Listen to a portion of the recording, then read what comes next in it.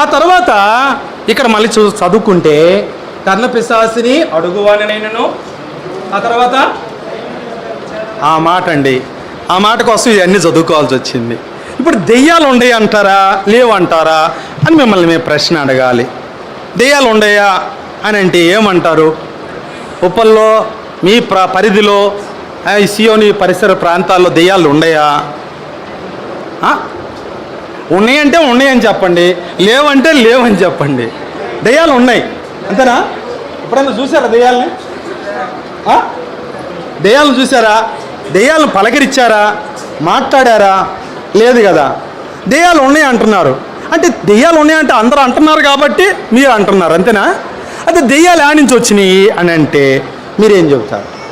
Add నుంచి వచ్చినాయి దెయ్యాలు. దెయ్యాలు యాడ్ నుంచి వచ్చినాయి అంటే ఏమో చచ్చిన వాళ్ళందరూ దెయ్యాలు అవుతారు కదా, అయ్యా దెయ్యాలు అంటారు కదా అంతేనా? చచ్చిన వాళ్ళు దెయ్యాలు కాదు.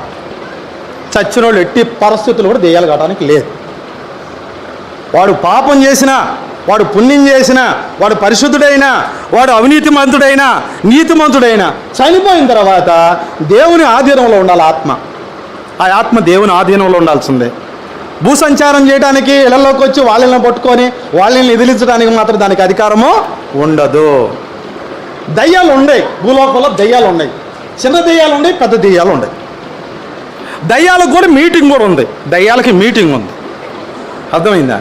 దయ్యాలకు కూడా మీటింగ్ లేదండి, దయ్యాలకు మీటింగ్ ఉంది. అవి కూడా మీటింగ్ పెట్టుకుంటాయి.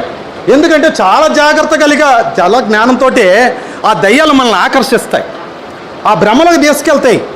దయ్యాలు చెప్పినాయి నాకు, ఆ దయ్యాలను అడిగితే దయ్యాలు చెప్పినాయి నాకు.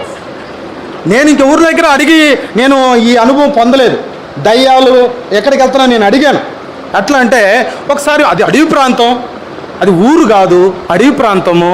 ఆ ఏరియా నుంచి మేము నడుచుకుంటూ రావాలి కొంత దూరం. ఇద్దరం ప్రయాణం చేస్తున్నాం. ఆ గుంపు సమూహం వెళ్తుంటే ఏంటి ఇంతమంది వచ్చారు, ఇక్కడ ఏమన్నా ఊరు కాదు, ఈ సినిమా థియేటర్ లేదు, ఇక్కడ ఏదైనా పిక్చర్ చూసి పోతున్నారంటానికి ఇంతమంది వెళ్తున్నారు ఏంటని అడిగాను, మా గురువుగారిని అడిగాను. వాళ్ళు మనుషులు ఎందుకని దెయ్యాలు కదా అన్నాడు. అరే ఇంతమంది మనుషులే, ఇంతమంది దెయ్యాలా? నేను విన్నా ఆడొక దెయ్యం చెట్టు మీద ఉంది, ఆ బాయికాడ 2 దెయ్యాలు ఉన్నాయి అంటే విన్నా. ఆడొక దెయ్యాలు ఉన్నాయి అంటే 1, 2 తిరుగుతున్నాయి అంటే అది చెప్పుకుంటే విన్నాను. కానీ ఇన్ని దెయ్యాలు ఒక్కసారికి వెళ్తాయి అంటే నేను ఎప్పుడు చూడలా. అని ఇది దెయ్యాలు ఉన్నాయి, సరే ఆ దెయ్యాలతో మాట్లాడవచ్చా అని అడిగా. మాట్లాడవచ్చాను.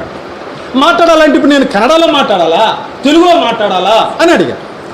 నీకు కన్నడ వస్తే కన్నడ మాట్లాడు, తెలుగు వస్తే తెలుగు మాట్లాడు, హిందీ వస్తే హిందీ మాట్లాడు, ఇంగ్లీష్ వస్తే ఇంగ్లీష్ మాట్లాడు, మలయాళం వస్తే మలయాళం మాట్లాడు, ఏ భాష వస్తే ఆ భాష మాట్లాడు పో అన్నాడు. నేను దగ్గరికి వెళ్ళి మీరు ఎక్కడికి వెళ్తున్నారు అన్న. వెనక్కి తిరిగి చూసి మేము ఊళ్ళోకి వెళ్తున్నాం అన్న. ఆ ఊర్లోకి వెళ్తున్నాం. దేనికి వెళ్తున్నారు? ఊళ్ళోకి అన్న. ఏముంది, ఇంటికి అత్త ఉంటే అత్త కాడికి ఒకరు పోతాం, మామ ఉంటే మామ కాడికి ఒకరు పోతాం, భర్త ఉంటే భర్త కాడికి ఒకరు పోతాం, ఆ తర్వాత భార్య కాడికి పోతాం, పిల్లలు ఉంటే పిల్లల కాడికి పోతాం. వాళ్ళకి తగాదాలు పెడతాం, వాళ్ళకి కొట్టుకునేటట్టు చేస్తాం.